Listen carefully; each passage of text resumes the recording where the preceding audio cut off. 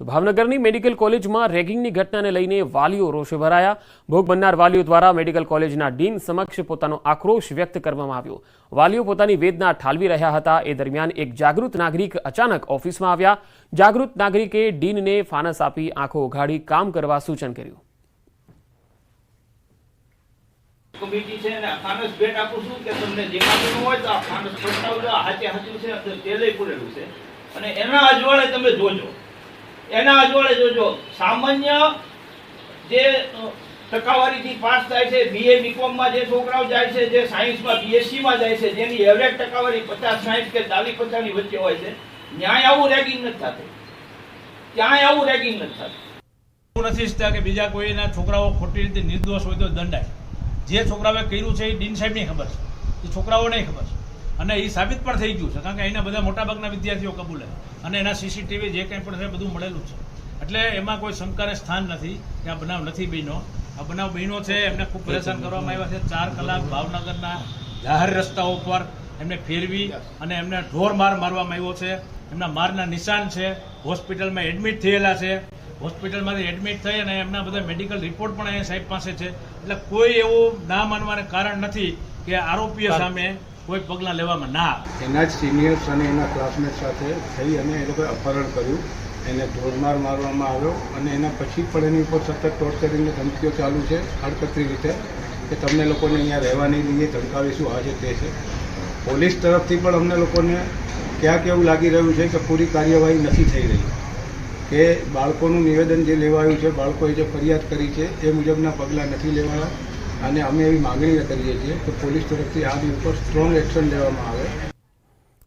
વડોદરામાં રક્ષિત ચોરસિયા દ્વારા અકસ્માત સર્જવાનો જે મામલો હતો, સમગ્ર મામલે શહેર પોલીસ કમિશનર નરસિંહા કુમારનું નિવેદન। પોલીસે કાર કબજે કરી છે, ફોરેન્સિક પુરાવાઓ એકત્ર કર્યા છે, ટાયર માર્ક્સ ફોરેન્સિક પુરાવા તરીકે મળ્યા છે। રક્ષિત ચોરસિયા વારાણસીમાં સેનેટરી હાર્ડવેર કંપની ચલાવનારાનો પુત્ર છે। છેલ્લા 4 વર્ષથી તે વડોદરામાં રહે છે। આરોપી રક્ષિતનું મેડિકલ પરીક્ષણ, લોહીના નમૂના લેવાયા। પ્રાંશુ ચૌહાણ તેની સાથે કારમાં બેઠો હતો। પ્રાંશુ ચૌહાણ શંકાના દાયરામાં છે। કાર પ્રાંશુ ચૌહાણના પિતાની હોવાનું ખુલ્યું છે। રક્ષિત ચોરસિયા, પ્રાંશુ ચૌહાણ અને અન્ય એક મિત્ર ગધેડા સર્કલ પાસે ભેગા થયા હતા। રક્ષિત ચોરસિયા, પ્રાંશુ ચૌહાણ ગધેડા સર્કલથી કારમાં બેઠા હતા।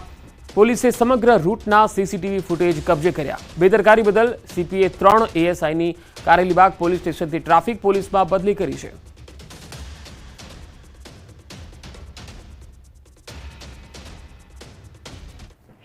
जो ड्राइवर, उनका जो को पैसेंजर और एक मित्र गधड़ा सर्कल के पास एक जगह पे इकट्ठा हुए थे। उधर से बाद में ये लोग अपना यात्रा शुरू की थी।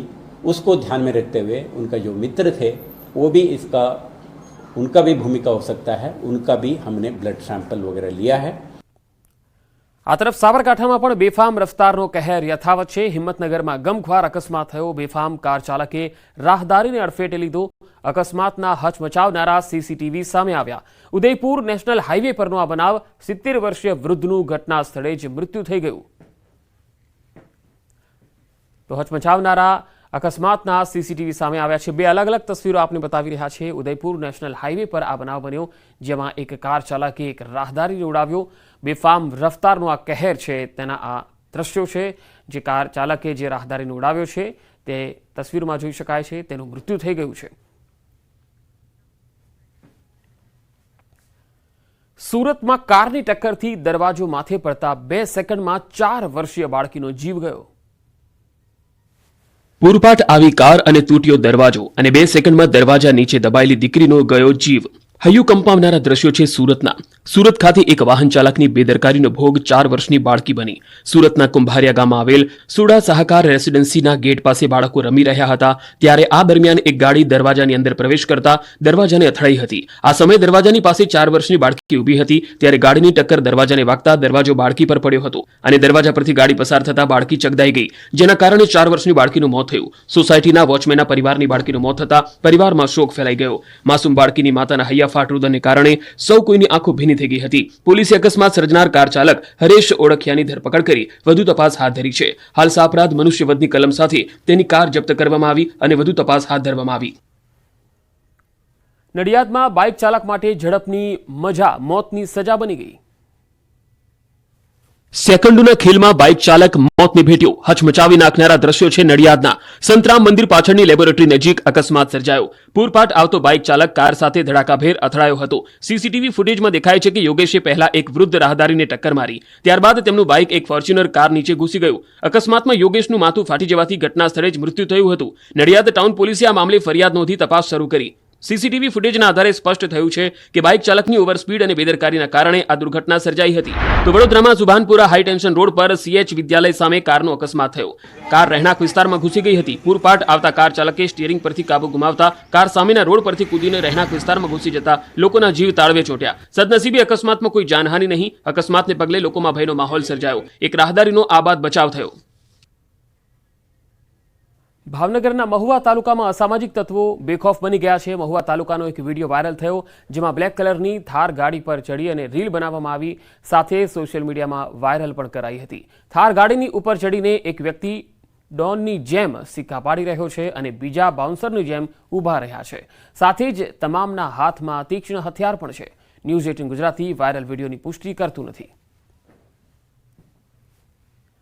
તો બ્લેક થાર પર ચડી અને રીલ બનાવવાનો આ વિડીયો એ વાયરલ થઈ રહ્યો છે. ભાવનગરના મહુવાનો હોવાની વાત સામે આવી રહી છે, જો કે આ વિડીયોની પુષ્ટિ કરતું નથી. અંકલેશ્વરમાં ગોડાઉનમાં આગના આકાશી દ્રશ્યો સામે આવ્યા. આવું જોઈએ. અંકલેશ્વરમાં સ્ક્રેપના ગોડાઉનમાં લાગેલી આગના હવે ડ્રોન દ્રશ્યો સામે આવ્યા. અંકલેશ્વરમાં નેશનલ હાઈવે 48 નજીક આવેલા નોબલ માર્કેટના 3 સ્ક્રેપ ગોડાઉનમાં લાગેલી આગ 8 ગોડાઉન સુધી પ્રસરી ગઈ. ભડકોદરા ગામ નજીક ગોડાઉનમાં શરૂ થયેલી આગે ધીમે ધીમે અન્ય 8 ગોડાઉનને તેની ઝપેટમાં લીધા.